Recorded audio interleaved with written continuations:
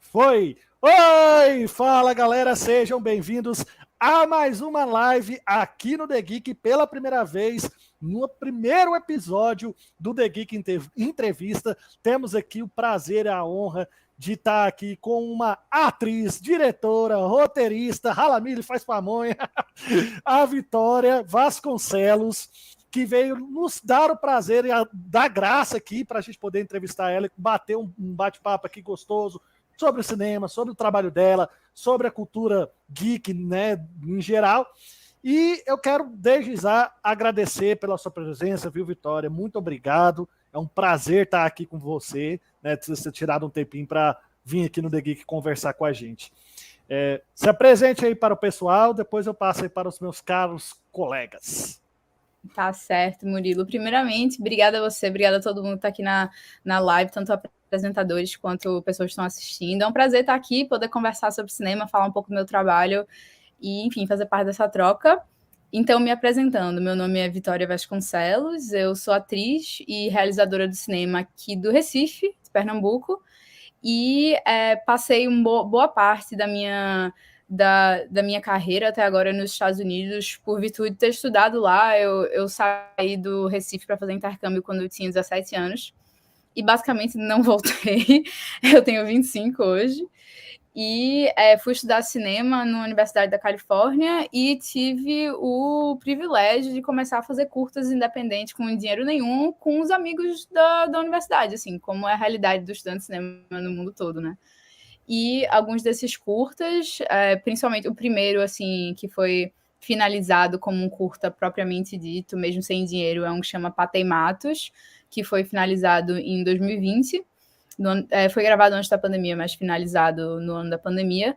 E esse curta meio que alavancou assim, minha carreira e me permitiu realizar outros trabalhos e passar trabalhos pelos festivais do mundo, por vários festivais pelo mundo, mais recentemente aqui em Recife, no CinePE, com um outro curta que chama Solon.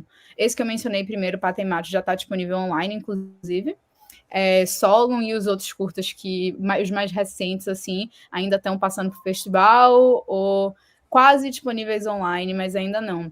E eu atuo nesses curtas, primordialmente, né? E dirijo também, fazendo roteiro e muitas vezes produzindo. É o espírito independente, né? Quando você quer fazer uma coisa, você acaba e não tem dinheiro, você acaba aprendendo a fazer tudo, mas com muito gosto, porque eu gosto muito de fazer isso. E é isso é um pouquinho sobre mim. Vou passar a bola para você de novo. Então, vamos apresentando aqui. Eu acho que todos os rostos dos meus colegas já são conhecidos aqui do The Geek. Abaixo de mim temos o Batman brasileiro, Ronin. Seja bem-vindo, Ronin. Do lado dele temos a Dedê, que está aqui sempre comigo na Hora Geek fazendo vídeos. E aqui em cima dela, o Danilo Joker, também parceiraço. Então, eu vou fazer a primeira pergunta, Vitória. Como que surgiu essa sua paixão pelo cinema? Caramba, eu com certeza não posso te dar tipo, uma data, porque eu não lembro de nenhuma... Mas teve algum filme que te encantou e te levou para esse lado? Você falou, não, eu preciso mexer com isso, porque, por exemplo, o filme que me marcou, a Denise sabe bem, é o Rei Leão. É o meu filme que fez eu apaixonar por cinema. Eu sei as falas do Rei Leão até hoje. Se quiser fazer um live action aí comigo, me chama que eu faço todos os personagens, que eu sei todas as falas, todas as músicas. Então, assim, esse filme foi o que me fez apaixonar por cinema. Então, qual teve esse filme para você? Eu acho que não teve, assim, um filme. Eu sempre gostei muito de cinema, sempre... O rolê que eu tava sempre sugerindo... o rolê que eu sugeria era cinema o tempo todo. Meu melhor amigo, João, a gente começou a se dar DVD de presente de aniversário, e ele me introduziu assim a um mundo de filme que eu nunca tinha visto antes, que talvez esses tenham sido os filmes que me fizeram reconsiderar o poder dessa arte, né? Porque até então eu ia pro cinema assim toda sexta-feira com os amigos da escola, e o dinheiro que sobrava do ingresso eu comprava os DVDs de R$ 9,99 da Lojas Americanas, a falecida Lojas Americanas. Blockbuster, né? A Blockbuster tinha que assim, que alugava, né? Depois eles colocavam para venda. Eu também comprei muitos DVDs assim. eu ia o que tivesse, o que as moedinhas compravam ali, eu ia comprando. E aí, João, meu amigo, me começou a dar um monte de filme, assim, que tinha Katharine Hepburn, Bette Davis, Audrey Hepburn, assim, Hollywood clássico mesmo.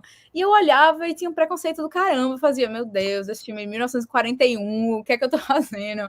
Aí eu assisti Núpcias de Escândalo, é um que é até hoje meu preferido. Eu assisti esse filme e fiquei, meu Deus, muito bom. Como é que poder tem essa arte? Que, tipo, esse filme viajou no tempo para me encontrar, e eu viajei no tempo para assistir esse filme.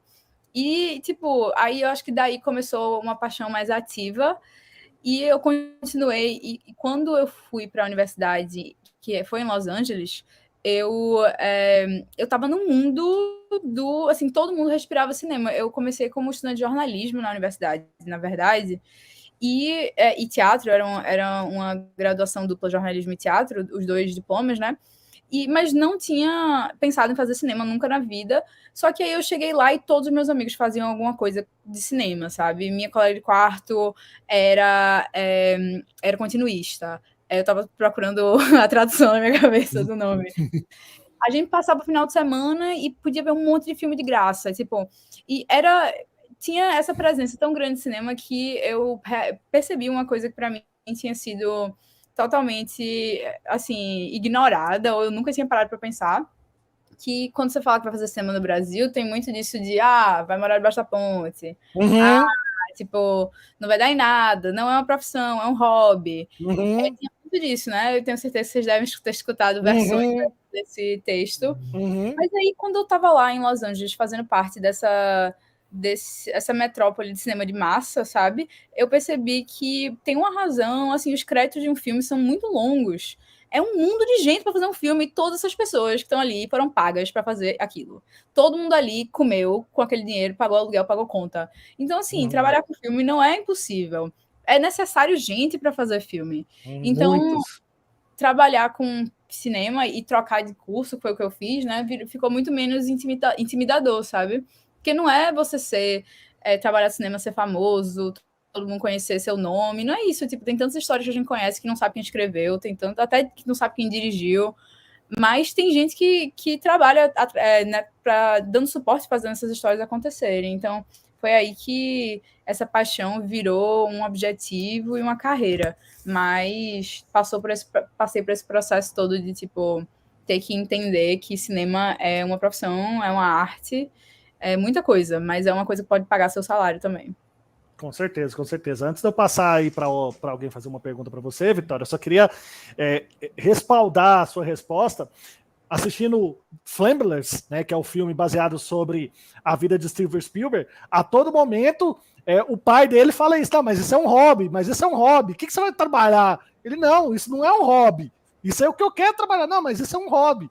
E você falando aí, eu lembrei bastante disso, e realmente, isso é uma tônica mesmo, é uma verdade. Batman, Ronin, pergunta.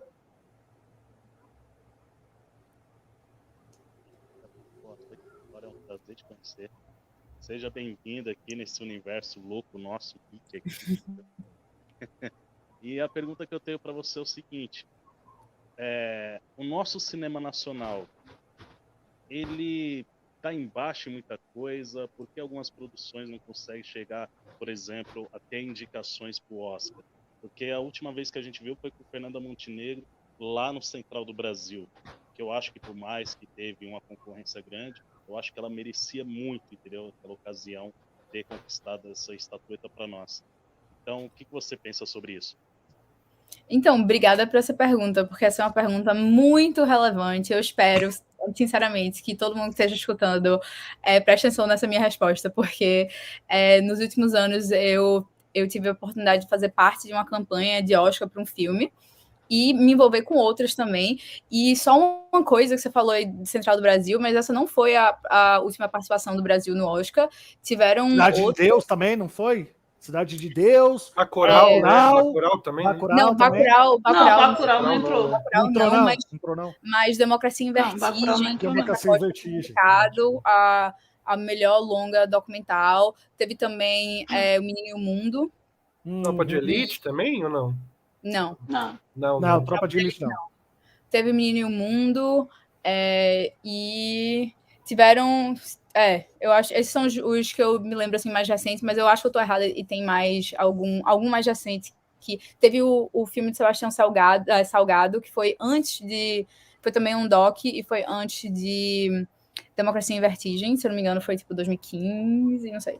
Mas, enfim, tivemos outras participações muito relevantes, inclusive Democracia em Vertigem foi um filme que foi elogiado no mundo todo, e por mais que não tenha ganho o Oscar, foi um filme que causou um impacto enorme e trouxe os olhos do mundo para o Brasil, depois do golpe de Estado, né? E esses olhos ficaram até um presidente de verdade voltar a ser presidente agora em janeiro. Então, é bom a gente notar isso. Mas a questão do Brasil no Oscar, eu acho que a primeira coisa importante dizer é que, por mais que o Oscar seja muito legal e que seja uma referência para a gente aqui, porque passa na TNT todo ano, então você sabe que mais ou menos em março, ou as pessoas têm... eu, quando era pequena, assistia com meu amigo e minha irmã, a gente fazia brigadeiro, assistia. É sempre legal, mas, no fim das contas, como diria o diretor de Parasita, o Oscar é uma premiação super bairrista, sabe? Super regional. Para você ter noção, os últimos 2 filmes que venceram o Festival de Cannes de melhor filme, apesar do Festival de Cannes ser considerado às vezes um pouco... divide um pouco de águas, sabe? Quando tem gente que ama, tem gente que odeia os filmes que ganham Cannes, assim como o Oscar também, eu diria. Mas os últimos 2 filmes que ganharam Cannes foram sucesso total de crítica, foram Triângulo de Tristeza e... meu Deus, Titânio. Eu não sei se é Titânio ou é Titânio no Brasil. Acho que é Titânio. Titânio? Acho que é Titânio. Foram os 2 últimos filmes que ganharam Cannes, e sucesso total, inclusive de bilheteria nos Estados Unidos, e não foram não entraram nem nos indicados, sabe? Nem nos indicados de melhor filme. Esse ano, inclusive, Triângulo da Tristeza entrou como melhor diretor, se eu não me engano, foi melhor roteiro. Não lembro, mas pelo menos teve algum tipo de reconhecimento. Mas Titane, que é um filme muito diferente do que o povo do Oscar normalmente curte, é um filme mais difícil de ver, para vocês que viram, é mais intenso, tem muito sangue, muita cena de ação que não é Marvel, e é um filme que eu amei, assim. Mas é importante colocar o Oscar, assim, no lugar onde deve estar, sabe? É em Hollywood, a maior parte das pessoas que votam, por mais que todo ano eles convidam mais gente. Inclusive, tem vários membros da academia que são latinos, todo ano a porcentagem fica um pouco melhor para o nosso lado, mas majoritariamente, eu lembro de ter lido isso na Variety em 2018, 2018 até 2020, e eu posso até resgatar esse link aí para a galera que quer fazer parte desse debate, mas é uma coisa não tão antiga.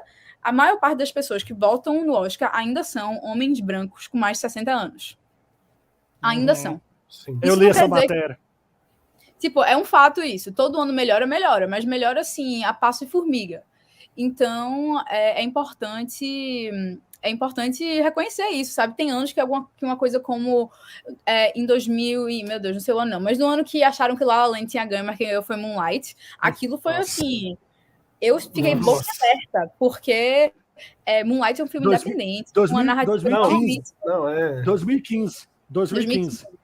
Não. Pronto, tipo, esse ano, por exemplo, eu não acreditei que o Oscar tinha essa capacidade, não. Quando Parasita ganhou o melhor filme, eu também não acreditei que o Oscar tinha capacidade de fazer isso. Então, assim, surpreende positivamente, mas também surpreende negativamente. Então, é importante colocar o Oscar como uma premiação, não como a premiação, sabe? Bacurau e Aquarius também, A Vida Invisível, que foi o indicado do ano. Bacurau não foi o indicado. Vitória, você vê, esse ano, eu assisti o final do ano passado, o Argentina 1985, né? Para mim, foi um dos melhores filmes que eu assisti ano passado. Você vê, não tá nem na indicação de melhor filme, né? Tá no melhor estrangeiro, né? Tá melhor estrangeiro. Tá melhor estrangeiro. Mas não tá melhor filme, realmente. Mas Parasita ganhar melhor filme e melhor... sem ser estrangeiro foi uma coisa assim, que nunca tinha acontecido. Mas só para ter uma noção, assim, no ano de Bacurau... que foi o filme que foi indicado, foi A Vida Invisível, o indicado do Brasil, né, que não foi indicado pelo Oscar, mas foi o que o Brasil indicou. 2 filmes, assim, sensacionais. Os 2 fizeram o maior sucesso em Cannes, sabe? Bacurau ganhou o prêmio do júri e A Vida Invisível ganhou o prêmio Uncertain Regard, que é outro prêmio, assim, né? Então, assim, a gente já tinha chegado, e fora que os 2 estavam em listas, assim, de melhores filmes de publicações super conhecidas, a gente realmente tinha chegado nesse patamar, e tem tudo para chegar novamente, sabe? No Brasil não falta nada no quesito criatividade e no quesito correr atrás, não é isso. O que falta no Brasil é dinheiro, é investimento público. Isso agora está prestes a mudar, e eu, como cineasta, estou vendo um monte de edital abrir, enquanto nos últimos 4 anos não se abria nada. E o que se faltava, e que agora a esperança é que as coisas melhorem, né?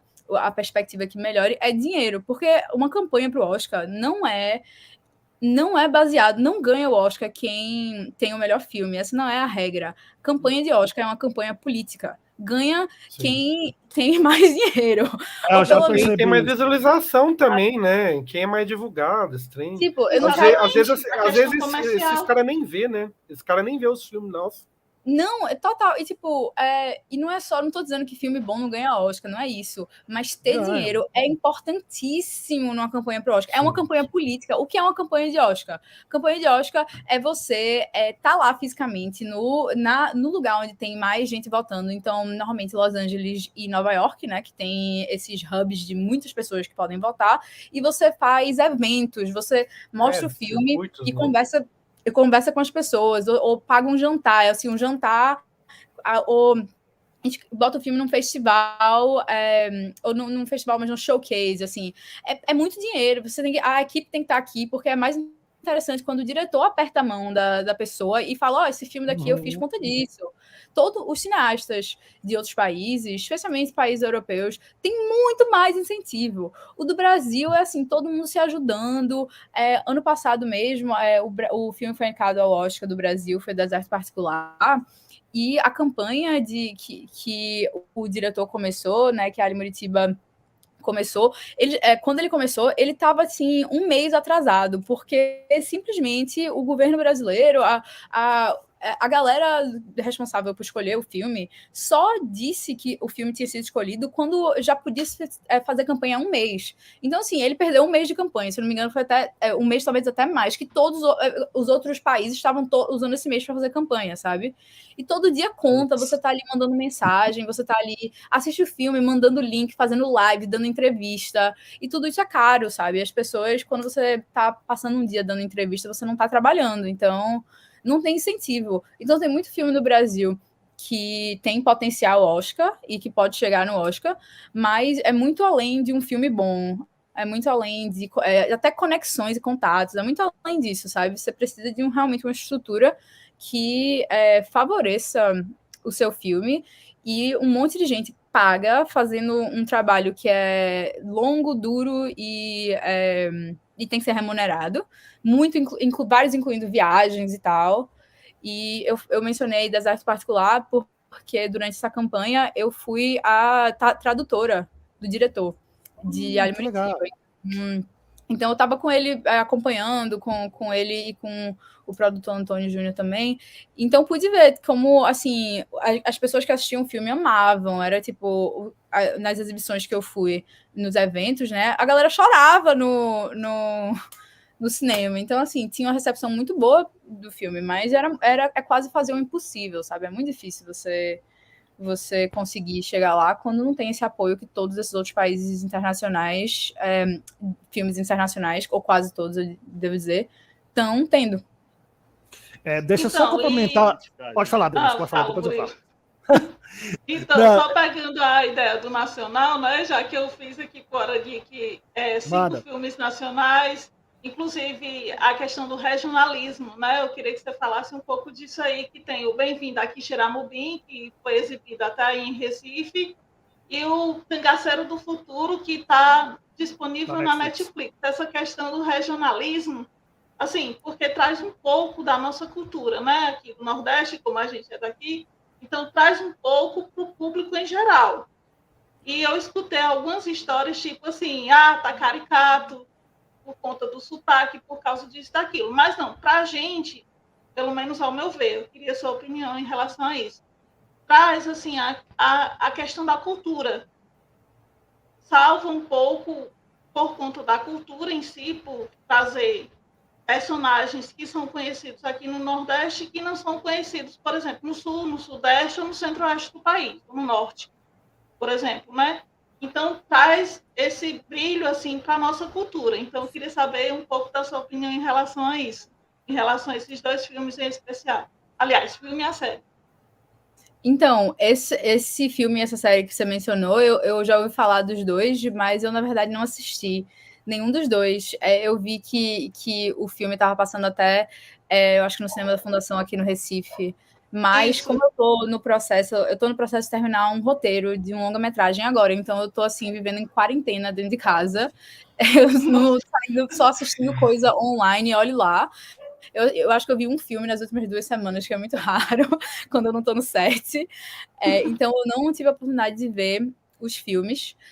Mas eu posso te dizer que, como toda boa pernambucana, eu sou muito bairrista e bato muito no peito para dizer que os filmes de Pernambuco fazem... e do Nordeste em geral, bairrista para Pernambuco, mas também regionalista também. Eu acho que tem a gente tem motivos muito grandes para se orgulhar do cinema do Nordeste. A gente falou mais cedo de Bacurau e A Vida Invisível, né, que é um filme, Carinha News também é nordestino, e esses são só 2 nomes de cineastas que vêm dessa parte do país, que estão levando, que os filmes consecutivamente, assim, sabe, estão trazendo para o Brasil uma reputação de um nível de cinema que é visto em poucos países, sabe? Filmes que agradam, assim, gregos e troianos. Eu acho que o Bacurau é um exemplo sensacional, porque é um filme que bateu recorde de bilheteria, é um filme que vem de uma tradição de cinema que talvez... Nem parece brasileiro, nem parece. Parece uma coisa que eu poderia ver em qualquer outro país, ou qualquer outro, até em Hollywood.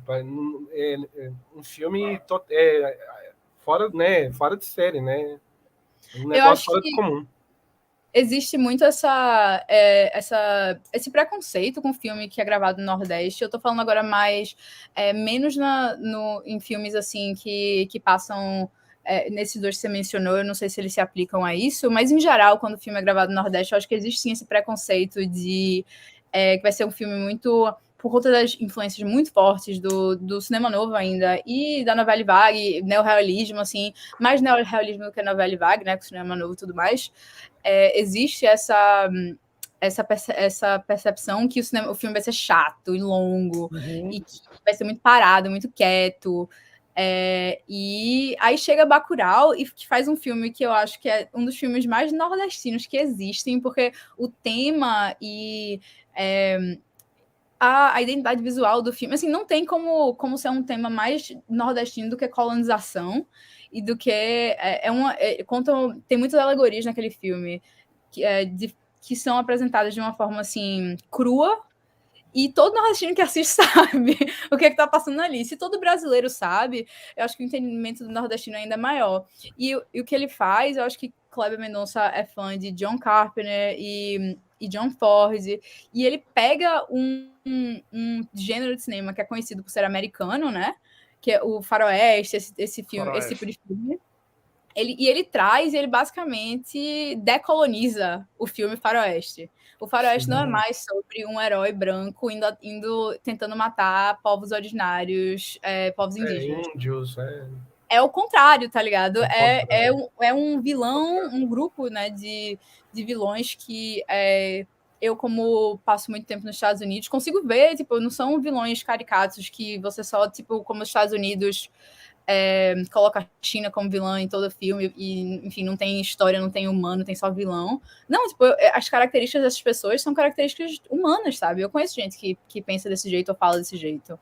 E coloca essa galera contra uma cidade toda, querendo aniquilar, querendo um genocídio, outra palavra muito comum no Brasil e Bolsonaro, contra um grupo de nordestinos. E óbvio que não contou com a resiliência do povo, com a esperteza do povo, com a inteligência do povo. Então, é um filme muito nordestino, mas que usa dessas coisas, assim, dessas características fortes que foram anexadas, assim, a um gênero americano. E o Brasil tem feito mais disso. Eu acho que tem muitos filmes de destaque. Filmes nordestinos, Carro Rei, um filme de destaque. King Kong em Assunção, outro filme que saiu recentemente, que eu não sei o que foi que ganhou, mas os prêmios são tantos em tantos países que, assim, se eu fosse fazer uma lista para tu, a gente passava a live toda nessa.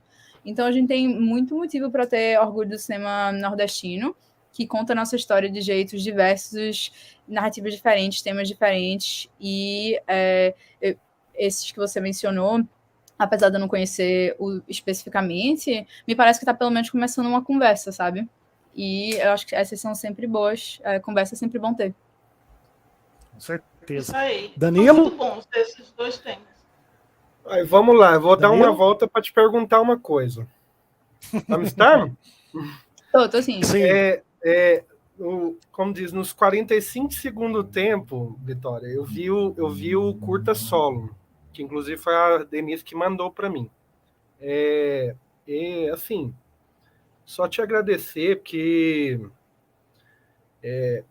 a Denise, o Murilo sabe muito bem que o meu tempo aqui em Goiânia é muito corrido. Às vezes eu não tenho tempo nem de ficar no grupo ou fazer as coisas, é muito corrido, né? Felizmente, tem muitos anos que eu tenho corrido atrás da minha saúde, porque eu quase morri de pancreatite. Até hoje eu tenho sequelas, por mais que eu esteja melhor, sabe? Então, ver um vídeo igual, ver esse curto igual o solo, me emociona bastante, né? Porque o que você passou, o que você transmitiu com o vídeo foi o que eu vivi, entendeu? Tipo, às vezes sozinho em casa, às vezes meu pai viajando, eu não podendo viajar por causa da minha saúde, às vezes eu ficava sozinho, não conseguia fazer nada, não poderia chamar amigo, primo, ninguém, né? Porque é pandemia, né? E, por exemplo, como eu tive uma saúde fragilizada, o risco que eu traria vindo pessoas aqui em casa era muito grande, né? Principalmente eu que tenho diabetes há muitos anos. Então assim, o curta mexeu muito comigo, né? Assim, ele pegou no coração mesmo. Então, e a minha pergunta vem disso também, tipo, vamos para o lado mais roteirista seu, né? O Murilo sabe muito bem, por exemplo, qualquer coisa que eu vejo de referência, eu falo, ó, eu lembro, tipo, nesse curta do solo mesmo, quando as bolas caíram, né? Eu lembrei muito da Pixel ali, de curtas da Pixel, que às vezes não tem nem falas, né? É só o curta mesmo, né? Pessoas gesticulando. Me lembrou muito os filmes do estúdio Ghibli também, que às vezes as expressões não são faladas, né? Às vezes o silêncio fala mais do que qualquer fala, né? Então, sim, eu lembrei muito, assim, olhando o curto, eu falei, cara, me veio à mente, né? Tipo, o meu amigo Totoro, do Estúdio Ghibli, veio à mente também o Viagem de Chihiro, que tem alguns momentos que não fala. O filme contempla um silêncio que não é um silêncio, o silêncio ele transmite uma mensagem, né? Ele transmite. Então, assim, a minha pergunta é basicamente em relação a isso. Qual que é a experiência para trazer essa mensagem do cinema mudo? Qual que foi a inspiração que você teve? O que você usa na sua experiência, de tudo que você estudou, para trazer esse tipo de roteiro que, para mim, é formidável, é uma obra-prima, né? Não é à toa que tem um ditado, né? Que uma ação vale mais que 1000 palavras. Então, assim, esses curtas mudam, torna muito verdade esse ditado, né? Mas, enfim, qual a impressão que você dá sobre tudo isso? Poxa, Danilo, primeiramente, obrigada por compartilhar a tua experiência de assistir o filme comigo. Assim, me move muito isso que você falou, e é muito importante, assim, a razão pela qual eu faço curtas, eu acho que eu sou artista, eu acho que esse curta talvez fale mais, isso seja mais evidente do que com os outros, mas eu acho que uma das funções do artista, talvez a mais importante, é fazer as pessoas se sentirem menos sozinhas. E eu não tô falando só de solo, é em geral, sabe? Tipo, é uma comunidade que se cria com o filme. Você tem um relacionamento com o filme que é diferente do que você tem com as outras coisas que, assim, não são vivas. E olha que eu nem acredito nesse negócio que filme não é vivo, não. Mas, então, escutar, tu compartilhar a tua história é sensacional, assim, pra mim. E eu fico muito feliz que o filme teve esse impacto em você. E respondendo a tua pergunta, eu acho que, tanto como atriz e como diretora também, eu tenho esse fascínio muito grande pelo silêncio. Eu acho que talvez as coisas mais importantes da nossa vida, os momentos mais importantes da nossa vida, aconteçam durante o silêncio, sabe? É assim que você sabe quando você não gosta de uma pessoa, e é assim que você sabe quando você realmente conhece uma pessoa, sabe? Tem aquele negócio que as pessoas dizem que só pelo o seu olhar. melhor amigo. Exatamente. Olhar, você comunica com a pessoa, né? Só para olhar. Exatamente. Eu entendi. Só para olhar. Você vai fazer alguma coisa com o seu melhor amigo, você não está necessariamente tagarelando o tempo todo, não. Você senta por horas ali. E é isso, tipo, esse silêncio fala. E existe essa concepção, assim, que cinema sem fala, inclusive até o nome cinema mudo, não é, assim, real, né? Porque sempre teve música, assim, tirando... Eu tô removendo, assim, os bem, bem antigos, e mesmo os que hoje a gente assiste sem som, na época que eram passados em Vaudeville, tinha a galera lá tocando música. Então, assim, eram raros os momentos que você assistia um filme em público sem nenhuma música. Sempre existiu o som. O que não tinha era diálogo falado, e até esses com som sem diálogo tinha aquelas cartas, né? Que, inclusive, foi bem no começo eu pensei, será que a gente faz isso para solo e tal?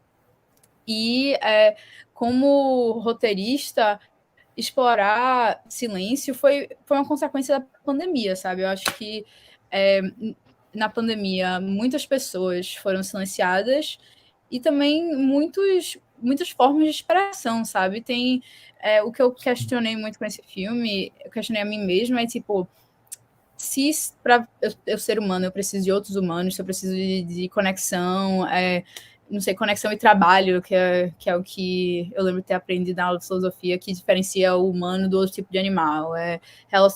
A humanidade é isso, né? Não sei nem se isso é verdade, se algum filósofo pode esculhambar e falar a verdade. Mas eu lembro dessa frase na minha cabeça. E durante a pandemia não tinha isso.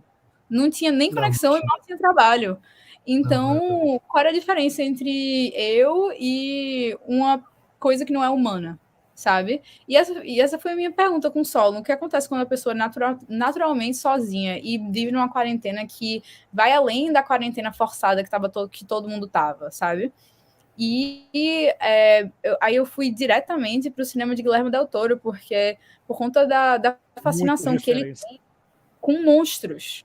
E essa ideia de ter esse amor por figuras... O horrível com belo, né? O horrível ser belo, né?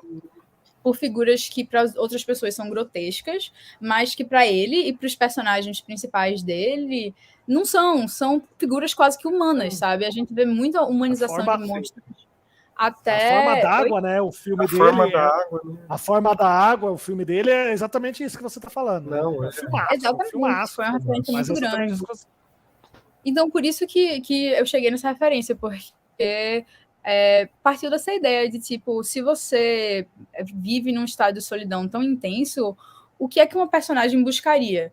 E a personagem de Solo justamente tenta achar a vida nas coisas que não tem.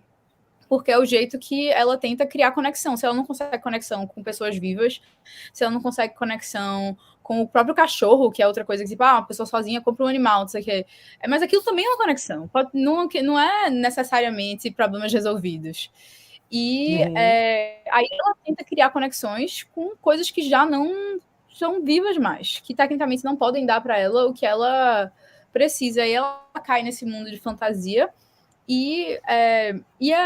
Veio disso, sabe, de ver o mundo meio que quase que se acabando, assim, ao nosso redor, e explorando essa questão que eu acho muito íntima, mas que não mas que é universal de uma certa forma, porque eu acho que quando você é artista, solidão é uma parte muito importante do processo de autoconhecimento, mas também até a pessoa mais sociável tem momentos de solidão, eu acredito, e só a gente sabe quem é que a gente é quando tá sozinho, e como é que a gente muda, e o que não muda.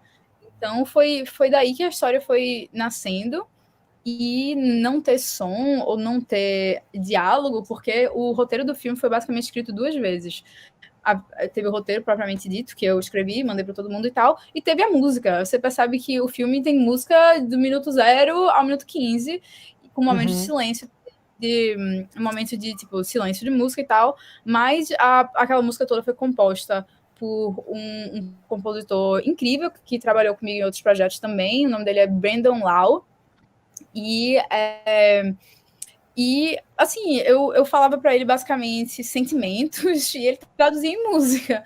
Às vezes eu mandava áudio no WhatsApp fazendo uns sons assim, ou um som de uma porta, como é que era, meu Deus? De uma cortina no vento, assim. Eu fazia, dá para escutar? Vem aqui na minha casa ver essa cortina. E era isso, tipo, eu olhava para ele e fazia, tá vendo a melancolia aqui dessa cortina?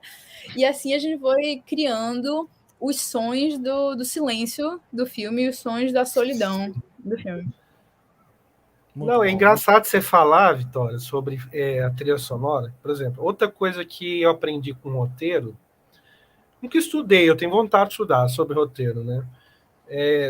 Você até citou John Carpenter, né? E, por exemplo, filmes de faroeste tem uma coisa que eu acho muito importante, que, por exemplo, que existe em filme tem três tipos de trilha sonora, né? Que eu saiba, no caso, né? É aquela trilha sonora que está fora do filme, é a trilha sonora que está dentro do filme, e é a trilha sonora que transita, né? Que tá no contexto do filme, sai ou tá fora e entra, né? Você vê que muito filme de faroeste, por exemplo, eu vou lembrar aqui, por exemplo, do Bom, do Mal e do Feio, por exemplo, existe isso, né? Uma trilha sonora começou dentro do filme e saiu, e você vê que virou uma trilha sonora que, né, tá composta no filme inteiro, não só pela cena, né? Então assim, quando eu vi o Curta Solo, eu lembrei muito disso também, que não é só o silêncio, né? É o ambiente, né? É a trilha sonora que compõe também um bom roteiro, né? Por exemplo, a pessoa vai pensar em roteiro, vai pensar o quê? Alguma fala importante, algum ponto importante? Não é só a fala. É a trilha sonora, é o silêncio que quer dizer muita coisa, que às vezes palavras não conseguem expressar, né? Então, assim, citar aqui Guilherme Del Toro e John Lasseter, né? E vários outros filmes que você mesmo já falou, até fora até quando a gente estava conversando antes de entrar na gravação, né? Você citando alguns exemplos, eu acho que é importante mesmo. Inspiração é tudo, né, para roteiro.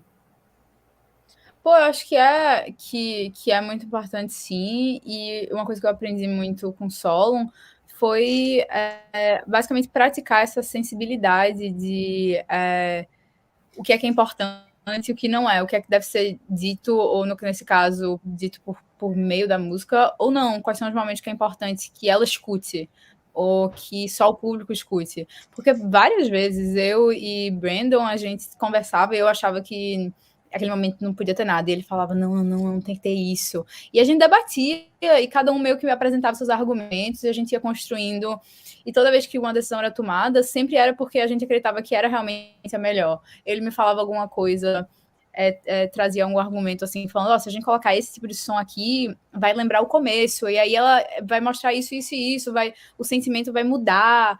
E eu falei, não, realmente, né? Realmente isso pode acontecer. E às vezes era o contrário. Eu convenci ele de alguma coisa e ele era convencido. Então a gente trabalha muito desse jeito, eu e ele. Já é o nosso terceiro projeto juntos. Só não foi o segundo, legal, mas a gente já fez outro depois. E esse foi o que mais teve música, porque normalmente tem momentos assim... eu não trabalho muito com... Normalmente, do jeito que eu gosto de fazer trilha sonora até agora, pelo menos o jeito que tem contribuído para os trabalhos. Patematos é desse jeito também, porque Patematos é a história do filme. É um dia na vida de uma menina que sofre trauma, de estresse pós-traumático, sem saber que está acontecendo isso com ela, né? Então, é uma experiência, é um curto, assim, bem... tem uma pegada meio avant-garde experimental, mas é um curta narrativo, e que justamente tenta cruzar a linha da tela e chegar o mais próximo de uma experiência sensorial de trauma. Então foi um curto que o som era muito importante. Era assim, essa frase, o som é muito importante, é real para todo o projeto. Mas era um curto assim que quando a gente assistiu com o desenho de som, mudou tudo. Porque tem coisas que ela escuta que as pessoas não escutam. E, enfim, é um som que vem de um jeito de dentro para fora da personagem. E isso era um debate também com o Solon, sabe? Quantos desses sons saem da cabeça dela e quantos dos sons são, tipo, sons do mundo. Então, aprender essa sensibilidade, eu acho que é uma coisa que eu aprendo um pouco mais com cada projeto. E Solon, com certeza, me fez focar nisso por muito tempo, né? Já tendo em vista que o diálogo do filme é o som. Muito bom, então, viu? Muito bom. Eu acho que eu virei uma cineasta melhor. Eu acho que eu virei uma cineasta melhor depois de Solon, entre outros motivos, por conta do som. Muito bom. Vitória, a gente, não sei para o pessoal que está acompanhando a live, sabe, mas além do cinema, a Vitória também se arriscou aí ao longo da sua já promissora e de sucesso carreira a fazer também peças de teatro. E aí eu fiquei sabendo, na minha pesquisa, que você também é apaixonada pela escritora Clarice Lispector e inclusive está fazendo aí uma peça, dirigindo essa peça. Gostaria que você falasse um pouco sobre essa sua paixão por ela, pela Clarice Lispector, um pouco sobre a peça e também se tem alguma outra escritora brasileira ao qual você ama. Eu vou puxar aqui um pouquinho para o lado de goiano, para o lado de Goiás, né? Se você tem alguma escritora goiana, né, além da Clarice Lispector, que você gosta, né? Caramba, eu vou logo te dizer, assim, constrangida, que eu não sei se eu tenho alguém de cabeça, não. Eu acho que eu vou precisar pedir umas recomendações, porque se tem, Cora eu não Corarina. sei. Já ouviu falar da Cora Corarina? Já, pronto, perfeito. Eu não sabia que ela era... Ela é de Goiânia, ela é de Goiás, na verdade. Exposta na internet, não sabia, mas, por exemplo, inclusive eu tenho... Cara, você falou, tem uma amiga minha me deu essa frase da Cora Coralina. Que legal, que legal. Então, eu posso provar que é verdade. Mas sobre Clarice, acho que Clarice foi a primeira artista, assim, que teve um impacto na minha vida, que eu posso te dizer, assim, as palavras que eu sabia de cor, ou que eu podia, tipo, recitar, não foram filmes, foram contos e crônicas de Clarice, sabe? Eu lembro de ter...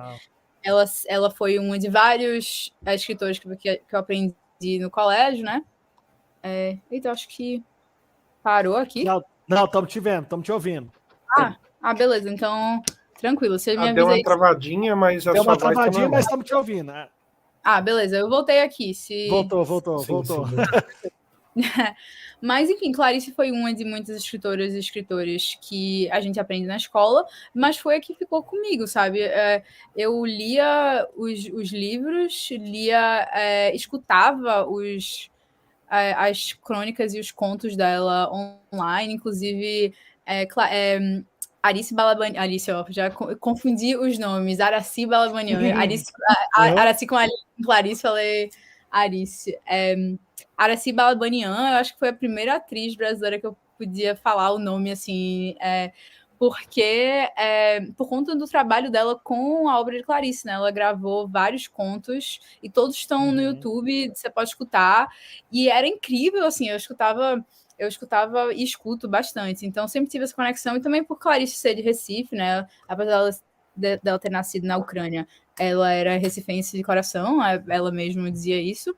Então, eu sempre tive essa conexão, assim, de gostar de ler, de ser muito intrigada, assim, pela obra dela, sair sempre com mais interrogação na cabeça do que quando eu entrava. Eu adoro isso quando isso acontece num filme, e gosto também quando acontece no livro. Então, sempre tive esse interesse, essa curiosidade, esse gosto. Mas aí, ano passado, quando eu estava no conservatório de teatro, que apesar de ter me formado em cinema, minha formação inicial, assim, sempre foi teatro. Eu tenho mais crédito, assim, experiência, digamos assim. Virei diretora de cinema por conta de ser atriz. E todo o resto, quase, da minha vida como decorrência do teatro. Então, surgiu aí o desafio de fazer uma peça sobre uma figura histórico-literária ou que fosse alguém que significasse alguma coisa para você. Esse era um projeto de conclusão de curso, você tinha que fazer uma peça de tipo 15 minutos, e eu fiz esse conservatório nos Estados Unidos, né, em Los Angeles, e pensei, cara, tipo, só tem uma resposta, só tem uma pessoa que eu possa fazer. Eu lembro, inclusive, que você tinha que mandar 3 opções, e o diretor da escola do conservatório escolhia. E eu mandei uma e falei, não tem como ser outra, tem que ser essa. Então, eu comecei um processo extenso de pesquisa, relendo muitas obras e pesquisando especialmente uma biografia específica dela, que em português o nome é Clarice Ponto, em inglês chama Why This Life, que foi escrito por Benjamin Moser. É um livro, eu tô olhando para ele ali, mas ele tá embaixo, tipo, 20 livros, então não vou me arriscar, mas ele é desse tamanho assim. É um livro enorme. E esse livro foi o meu ponto de partida, porque é um retrato assim, social, antropológico do Brasil, além de ser do mundo, inclusive, além de ser uma biografia de Clarice, também é crítica das obras dela e conecta as obras com o momento tanto da vida quando ela escreveu, mas também momentos que refletem outras histórias do passado dela. Então, é uma leitura assim, imprescindível, eu recomendo demais. E porque para mim é uma responsabilidade muito grande. Eu não queria fazer uma peça que era uma Wikipédia de Clarice Lispector, sabe? Se alguém quiser conhecer fatos e coisas assim, pode pesquisar em qualquer site. Ela é uma que está em todo canto, em toda língua. Mas eu queria fazer alguma coisa que representasse a essência do trabalho de Clarice. Eu acabei fazendo essa peça em inglês, e a peça deu mais certo do que eu imaginei. E acabou que eu estou agora numa parceria com Adriano Portela, que é um diretor, produtor, escritor também, ele é um monte de coisa aqui do Recife. Ele, inclusive, tem uma escola de teatro e produz muitas peças, várias vezes por ano. E ele está produzindo, junto comigo, essa adaptação da peça para o Brasil, que vai ser uma versão mais longa, vai ser mais ou menos 1 hora. E a peça continua com o mesmo título, que é Clarice e o Significado de Tudo. E eu ainda interpreto Clarice na peça. E a premissa é que, em 1966, Clarice causou um incêndio sem querer no apartamento dela, e por conta de um cigarro, e a casa dela pegou fogo, né? Então ela queimou muito acidentalmente muitos trabalhos que a gente nunca vai saber o que era, né? A casa pegou fogo e ela pegou fogo também. Ela sofreu queimaduras severas que influenciaram a vida dela toda depois do evento, até a morte. Inclusive, ela não conseguia nem escrever mais direito, porque uma mão tinha ficado quase que totalmente rígida. E depois que aconteceu isso, ela passou 3 dias em coma no hospital. E a minha peça passa justamente durante esses 3 dias de coma. Clarice, no meio desse limbo, finalmente conhecendo Deus, que ela acha que abandonou ela, que ela sempre achou. Inclusive, um tema recorrente do trabalho dela é justamente esse abandono, né? Ela saiu da guerra, ela nasceu com o propósito de curar a mãe de uma doença que na época se acreditava que, se a mulher engravidasse, ela curava sífilis, né? A mãe contraiu sífilis na guerra, depois de ser violentada, e Clarice meio que nasce com essa missão. Só que isso não acontece. E ela basicamente testemunha os 10 primeiros anos da vida dela, ela já no Recife, ela testemunha a mãe morrer do pior jeito possível, né? De dentro para fora. O corpo dela fica lá e ela demora até realmente, oficialmente, morrer. Então, Clarice sempre carregou consigo isso de ser a pessoa abandonada por Deus. E isso volta demais no trabalho dela. Então, a peça explora essa essência dela, passa por várias referências que quem conhece o trabalho de Clarice certamente vai levantar assim uma sobrancelha e entender. Mas é basicamente isso. E eu estou no processo de adaptação, né, do roteiro. E adaptação e... eu ia dizer... E aumentando, né, o roteiro, trabalhando num formato diferente, formato longo. E deve estar entrando em cartaz aí em 2024 ou num futuro aí próximo. Mas é isso. Excelente. Deixa eu só complementar antes de eu passar para o pessoal. Você tem planos de rodar o Brasil com essa peça? Ou vai ficar restritamente aí no Recife? Porque eu fiquei interessado, hein? Poxa, eu acho que depende de como a peça é recebida, né? Por mim, a gente levava para todo canto, mas eu acho que isso depende menos de mim e mais do... Eu entendo muito menos do cenário nacional de teatro, sabe? Adriano é muito mais entendido do que eu, e eu acho que ele tem planos de levar a peça para outros lugares que ele já tem uma parceria e tal, mas eu acho que depende do sucesso da peça, sabe? Se for uma coisa que tá tocando as pessoas e que, enfim, existe esse interesse, seria um privilégio levar esse trabalho para outras partes do Brasil, porque apesar de Clarice ser uma figura muito grande aqui no Recife, que, enfim, o mesmo bairrismo do pernambucano afeta... enfim, Clarice faz parte do imaginário dessa cidade,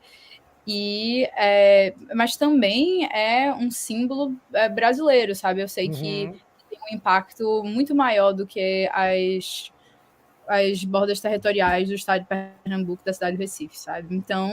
Minha mãe é fã da Clarice, minha mãe é bem fã, então, assim, né? Nasceu aqui em Goiânia, minha mãe foi criada aqui em Goiânia, ela não tem nenhum contato, assim, muito intenso com o Nordeste, mas ela é uma fã da Clarice, entendeu? Pois é. E, ela mesmo ia ficar encantada se viesse para Goiânia uma peça dessa. Eu espero que aconteça. Também, Clarice tendo morado em tantos lugares do mundo e passando tanto tempo no Rio, o Rio de Janeiro também é uma cidade que tem uma conexão muito grande com eles, né?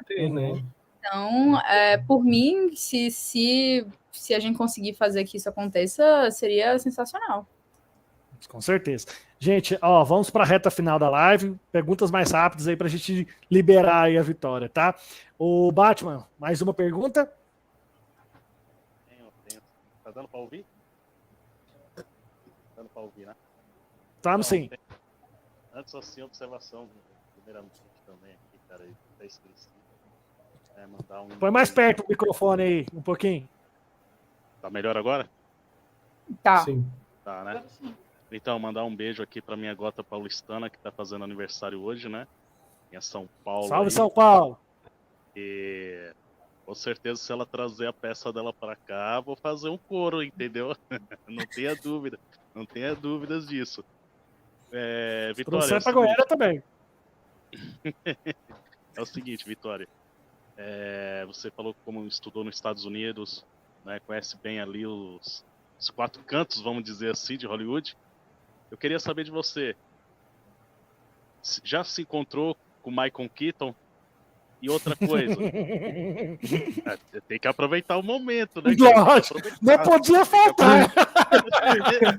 Tem que aproveitar, cara, que ela tá aqui. Pô, não é toda vez que tem representante de Hollywood aqui. Então, com certeza. Assim, se você já conheceu o Michael Keaton, que ele é o meu Batman preferido, é meu ídolo, e se você tivesse a oportunidade de trabalhar num filme do Batman, você queria ser a mocinha ou uma vilã?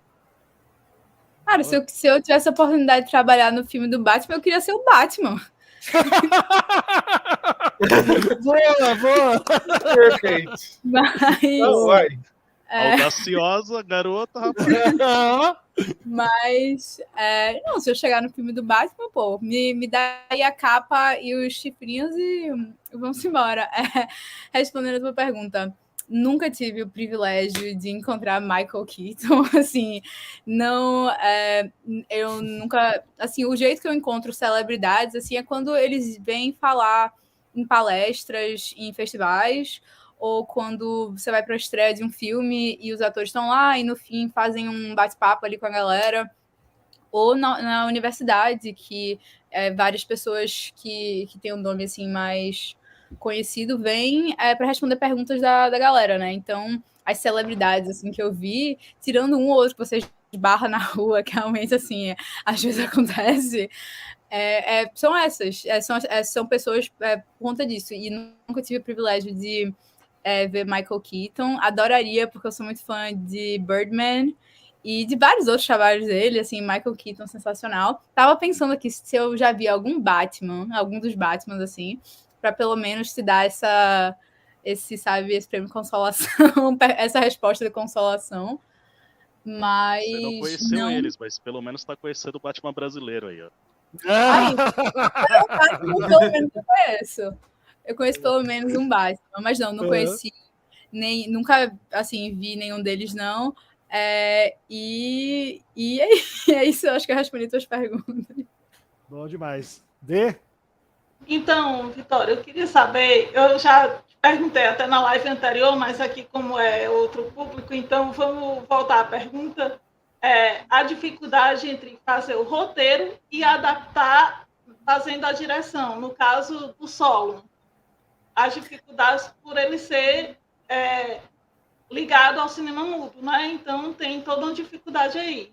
Então eu queria que você falasse um pouquinho sobre isso.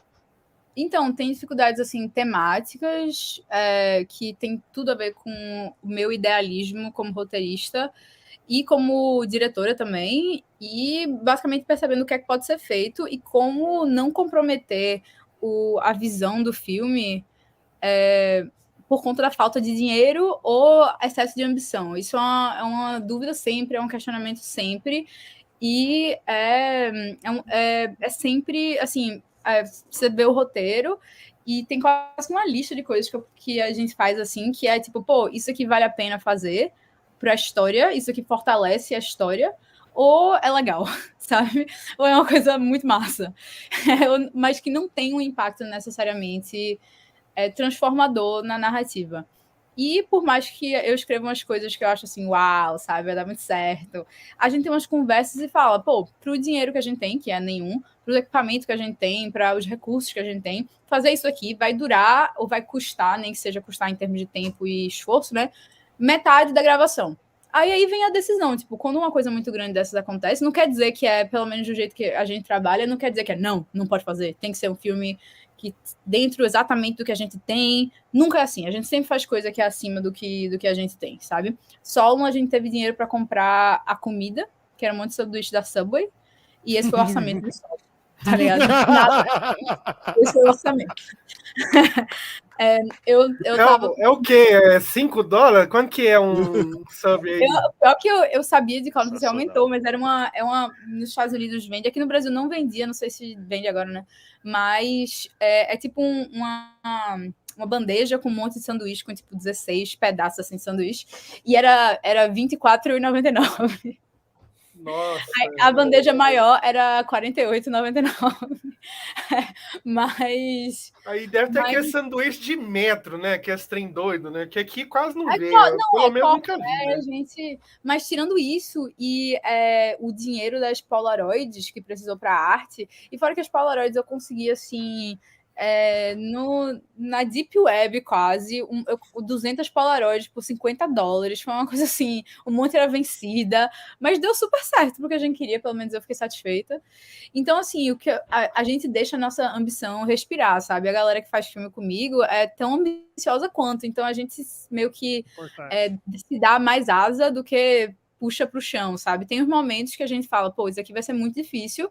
Aí a pergunta é assim que a gente resolve como é que vai fazer, como é que a loucura vai ser realizada. Mas aí é importante sempre, especialmente eu como diretora, tenho que perguntar para eles e para mim, vale a pena isso? Vale a pena a gente fazer isso em vez de fazer várias outras coisas?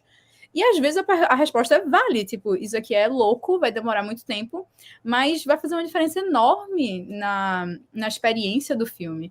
E às vezes não vale, às vezes é tipo solo mesmo, aquela sequência que acontece quando ela sonha e ela muda do verde para amarelo, aquela sequência era para ser uma animação. Foi escrita para ser uma animação. E chegou assim, a gente passou meses tendo o esqueleto, o animatic, né, o animatic, da animação e tal, e tinha como ter terminado como animação, ia ter terminado mais tempo, ia ter demorado mais tempo, até porque eu não tinha experiência, continuo sem ter, tirando aquilo, experiência com animação, dirigir animação, então super ignorante a respeito disso, mas assim, era uma coisa que a gente podia, assim como em todos os filmes, tem sempre esse processo de aprender enquanto você vai fazendo, sabe, a gente ia chegar lá.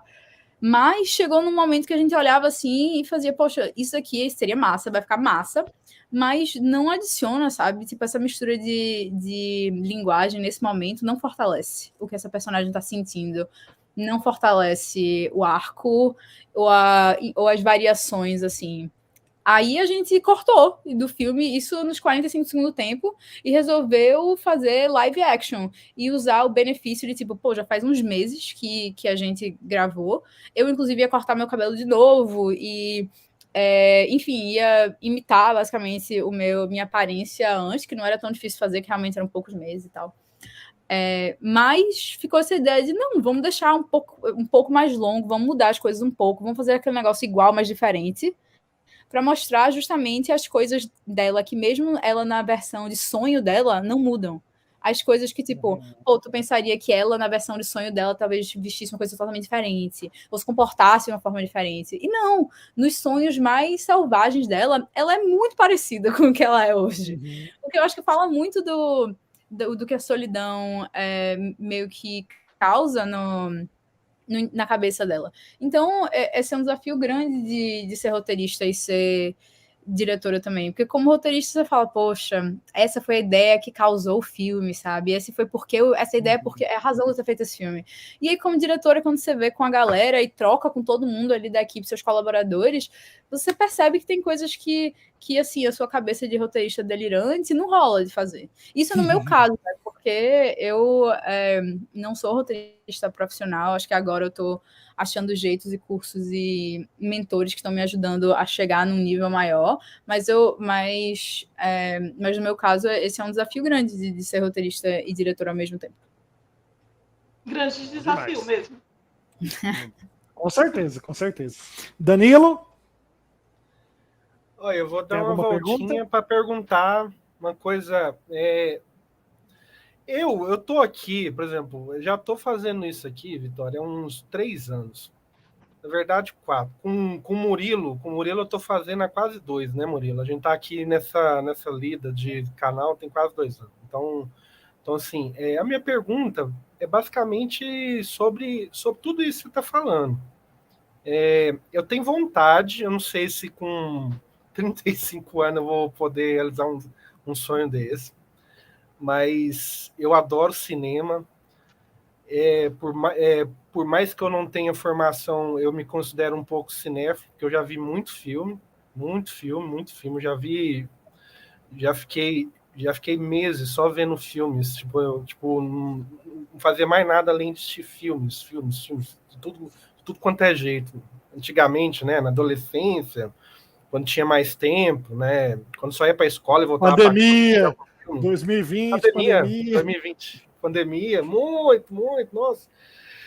Antigamente, eu fazia conta de quantos filmes que eu via por ano. Tinha ano que eu via mais de 500 filmes. Tipo, antes de vocês entrarem no off, eu estava falando isso para a Vitória, que eu tinha uma lista, quando adolescente lá, de mais de 200 filmes que eu já tinha visto. Não, quando, por exemplo, eu Vitória, eu via Senhor dos Anéis versão estendida em um dia. Tipo, pegava um dia do ano para falar, não, vou ver todos os filmes do Senhor dos Anéis. Tipo, tem filme lá que é de 5 horas. O último filme, O Retorno do Rei, tem 5 horas e meia. O filme. Quando lançou o último filme do Senhor dos Anéis, eu assisti o primeiro de manhã, à tarde eu assisti o segundo e à noite eu fui pro cinema assistir o terceiro. Nossa senhora. Eu fazia isso com Harry Potter também, mas, por exemplo, os 8 filmes não dá pra você assistir um dia. Não sei. Eu e minha irmã estamos tentando bater esse recorde de Harry Potter. Eita! Não, Star Wars também. Não sei se dá pra ver um dia, acho que não. É muito. É muito filme. Não, tem um filme Star Wars, tem quase 3 horas, né? 2 horas e 40, não sei. Mas, enfim, a minha pergunta é o seguinte. Você falou antes da live, Jorge Lucas, que teve um porão que você viu um monte de...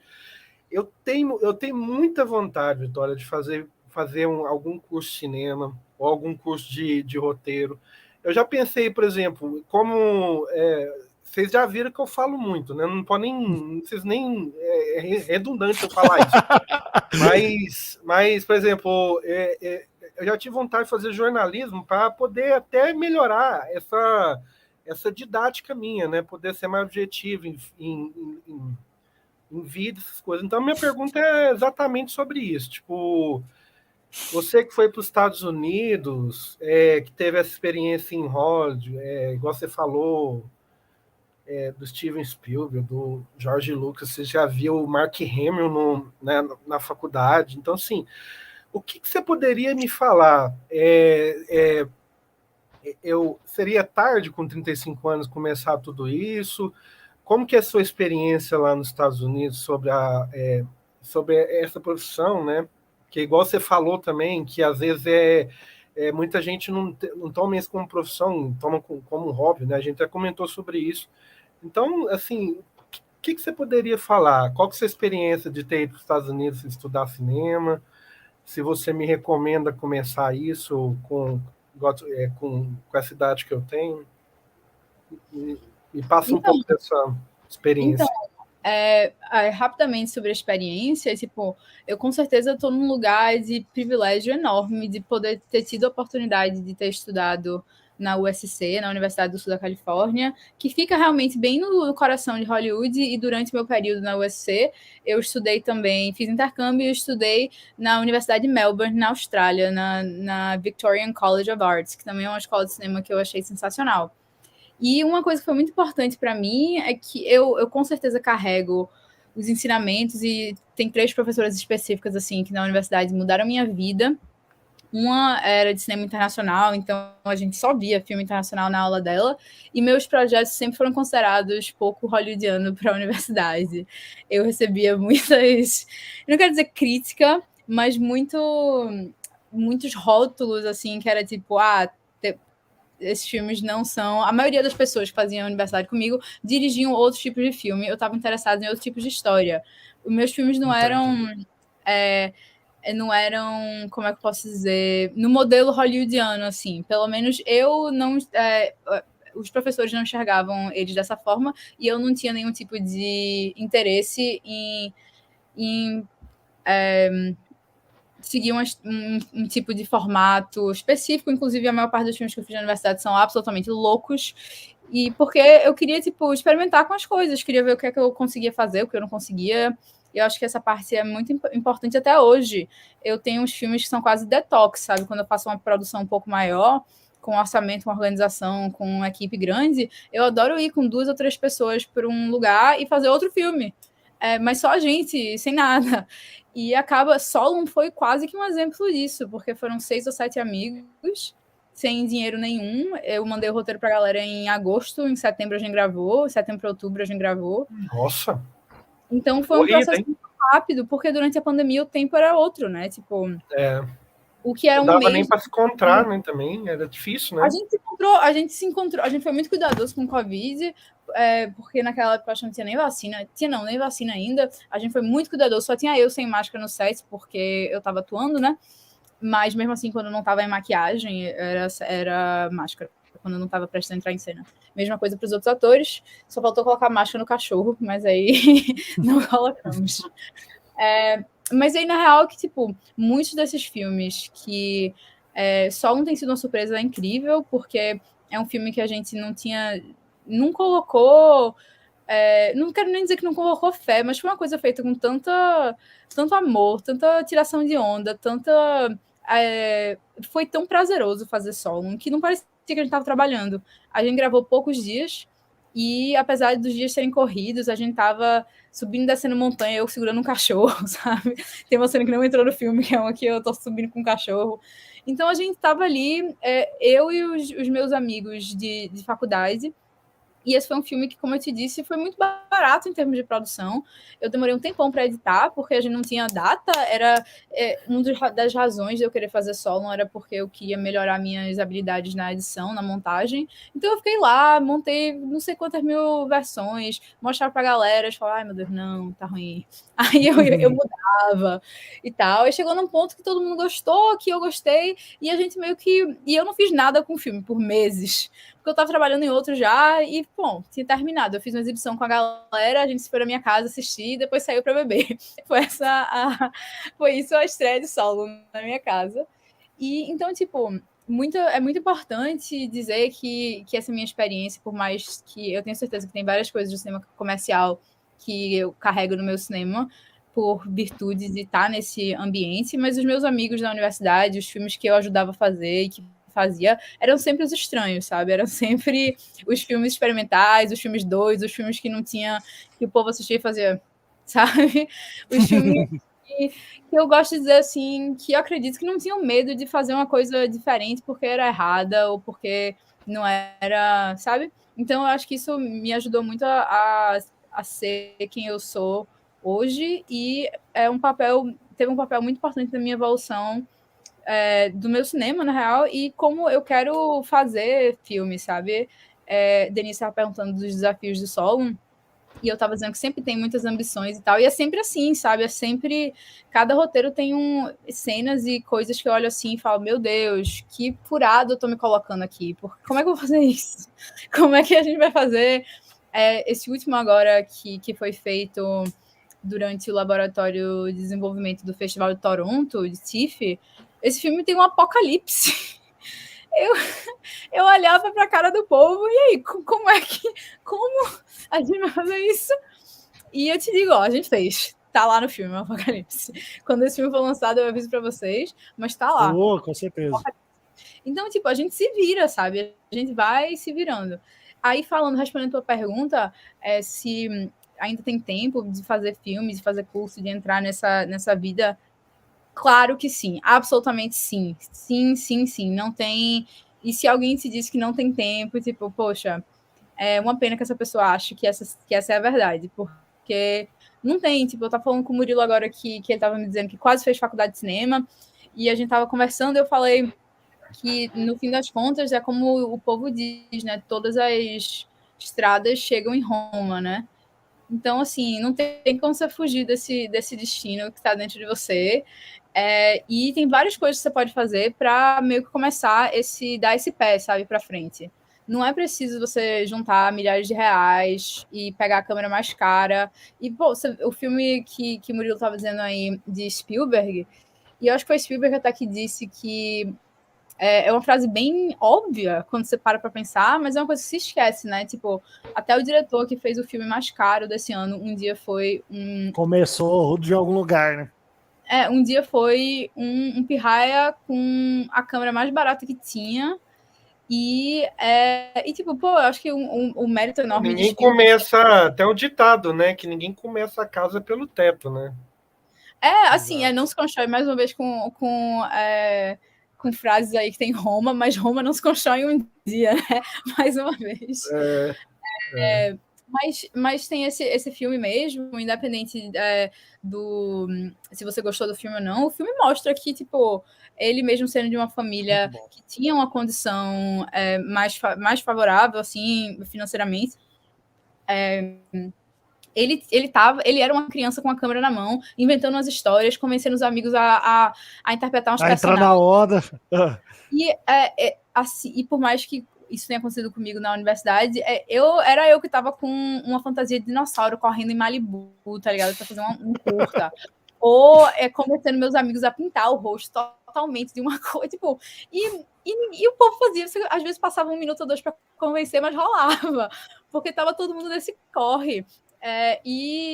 Então, assim, não tem... Todo mundo começa sendo uma pessoa doida que ninguém acredita que tem escrúpulo ou que tem sanidade, mas você acreditando ali na loucura do seu rolê, você não precisa que o mundo acredite em você, porque uma hora o seu trabalho vai sair, as pessoas vão ver, e quem tiver que receber alguma coisa, quem conseguir quem tiver uma conexão com o seu trabalho vai rolar, sabe? Tem gente que assiste meus cursos e não gosta. Pô, paciência.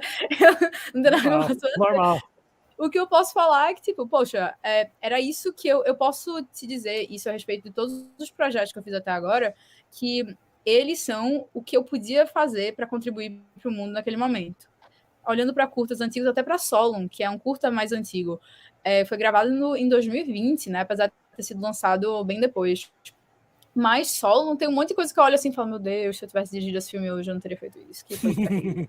Eu não devia ter cortado isso. Isso vai ter para sempre, sabe? Mas eu olho para Solo e eu tenho um orgulho muito grande daquela equipe e daquele rolê, porque era o que eu podia fazer naquele momento, aquele era o máximo que eu tinha de mim, sabe? Então, eu posso dizer isso a respeito dos outros projetos, e a esperança é sempre para uma evolução, sabe? É sentir que todo filme está levando você para um lugar de onde vai ser melhor dirigir, ou você vai estar mais preparado. Então, o que tu pode fazer, dentre muitas coisas, tipo, agora tem a internet, um mundo de coisa que pode te ensinar a mexer em qualquer câmera que você tenha, que você não sabe mexer, pode se conectar com gente que você não sabe, que está nesse mesmo barco, grupo de Facebook. O primeiro curto que eu dirigi foi na Austrália, eu tinha acabado de chegar pro intercâmbio, e eu não conhecia uma alma naquele país. Depois eu fiz amigos na escola de cinema e tal, mas a equipe de 28 pessoas no meu primeiro curta-metragem foram toda achada num grupo de Facebook, era cineasta independente, e todo mundo ali de graça, porque eu era estudante, eu falei, não tenho dinheiro, eu tenho um roteiro e quero saber quem é que quer gravar. 28 pessoas foram fazer esse curso comigo. Um curso que nunca saiu, porque, tipo, a gente gravou, mas, enfim, nunca saiu pro mundo, não.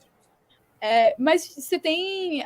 pega teu telefone, marca com os amigos, fala, eu tenho um amigo que escreve um pouco melhor, pode me ajudar dando feedback no roteiro. Eu tenho um que já fez umas aulas de atuação, ou um que se interessa mais em aprender som, tipo, pô, qual é o equipamento de som que a gente pode alugar de repente, ou usar o telefone, comprar uma lapela que conecta no telefone e colocar assim embaixo da cena. Não se preocupa com o preço dos equipamentos ou o preço ou nem mesmo, sabe, com a qualidade necessariamente, sabe? Eu sei que é uma coisa que eu mesma, tipo, tô sempre, sabe, quero que seja de alta qualidade, quero que seja uma coisa visualmente bonita, intrigante e tal, mas se preocupa com a experiência, escreve uma coisa que tu lê e fala, isso é um desafio. Fazer isso não vai ser, eu não sei como eu vou fazer isso. Eu tenho uma ideia bem nerd, muito louca, nunca vi ninguém fazer isso. Por exemplo, eu, do mesmo jeito que o Rony, eu sou muito fã de Batman, sabe? Eu leio Batman há 26 anos. Você vê? Desde os meus 9 anos, eu tô com 35. Leio Batman. Eu tenho vontade de fazer peças sobre o Coringa, que para mim é um dos melhores personagens que existe da cultura pop. Para mim, por isso que eu coloco Danilo Joker, porque para mim não existe nem Batman, nem ninguém que supera, que é para mim o melhor vilão da cultura pop. O melhor. Eu acho que talvez o Darth Vader pode ser alguma coisa igual, mas para mim o Joker é tudo. Assim, a ideia que eu tenho, Vitória, por exemplo, fazer peças sobre o Coringa, porque eu já li muito sobre, eu já li várias HQs sobre o Coringa, então assim, eu tenho um acervo para poder fazer isso. E com essas peças, montar um RPG de mesa.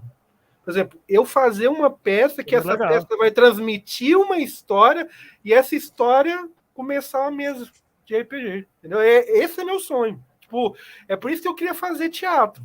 Porque eu não queria simplesmente fazer só ser um mestre e contar a história. Não, eu quero encenar. Eu quero fazer para as pessoas que estão na minha mesa entender. Não comigo falando, mas comigo fazendo a peça. E começar a história do RPG a partir daí, entendeu? Então, assim, eu nunca vi ninguém fazendo isso, entendeu? Eu nunca vi. É duas coisas que eu adoro muito. Quadrinhos, esse tipo de encenação, igual eu falei para você aqui, né, durante a live. E RPG de mesa aqui também eu joguei a vida inteira. Tipo, tem um tempo que eu não jogo, tem uns 5 anos que eu não jogo nenhuma mesa de RPG, mas eu jogo RPG. Eu queria até trazer meu pai aqui, mas não tem como. Deixa quieto. Eu tinha 4 anos de idade. Depois a gente faz uma assim. Não, eu ainda tenho que trazer ele para contar essa história. O meu pai, ele não é nerd, mas desde quando ele era um pouco mais velho, ele jogava muito mesa de RPG. Eu tinha 3 anos e ele me colocou, eu sentei junto com ele para jogar uma mesa de RPG. Então, assim, eu cresci vendo o meu pai jogar RPG. Então assim, aquele ditado, né, que fala que desde que eu me entendo por gente, eu via as pessoas jogando RPG na minha frente. Depois, com uns 6, 7 anos, eu comecei a jogar. E lá para os 9 anos que eu comecei a mestrar. E eu parei, igual eu falei, tem 5 anos atrás. Eu nunca deixei de jogar. Então, assim, é uma paixão que eu tenho e eu queria levar isso adiante. Eu espero, então, já que você está falando, Vitória, eu espero fazer um curso de teatro para poder ver se eu desenvolvo isso bem, entendeu? Que é um sonho meu fazer isso. Eu espero muito que você se matricule num curso, especialmente agora que o ano está começando, as turmas estão abrindo. Eu não podia recomendar mais, especialmente teatro, mesmo para uma pessoa que não quer ser ator. Você tem um objetivo específico que é muito bom, mas mesmo para a pessoa que não tem objetivo, não, e que só quer se expressar, o teatro é fenomenal para isso e para muitos outros propósitos. Então, recomendo muito mesmo, sempre. E eu espero que a próxima vez que tiver live, você já esteja aí avançado no seu curso de teatro, hein? Vou cobrar. Se Deus quiser. Beleza. Deus quiser. Roninho, o que você falou, Batman? Queria aproveitar o gancho que o Danilo falou, que nem foi citado aí já, de teatro, tudo. Eu sempre amei teatro. Eu fiz um módulo na faculdade. Felizmente o curso veio a acabar, porque ia ter outros módulos. Eu quis me aperfeiçoar porque eu também, já trabalhei com teatro quando eu tinha grupo de jovens na igreja, tudo. Então a parte teatral do grupo era comigo. Quando eu escrevia, fazia o roteiro, eu participava da maioria das peças e eu escrevia. Eu acho isso muito sensacional. Então acho que até dá, quem sabe, aí uma vez, aí na frente aí, fazer um espetáculo do Batman brasileiro e seus amigos nerds aqui, quem sabe, né? Não? Estamos aí. Não, a gente coloca a Vitória para dirigir pra gente. Com certeza. É muito sobre Batman, viu? Vou precisar estudar Batman para ter essa capacidade aí.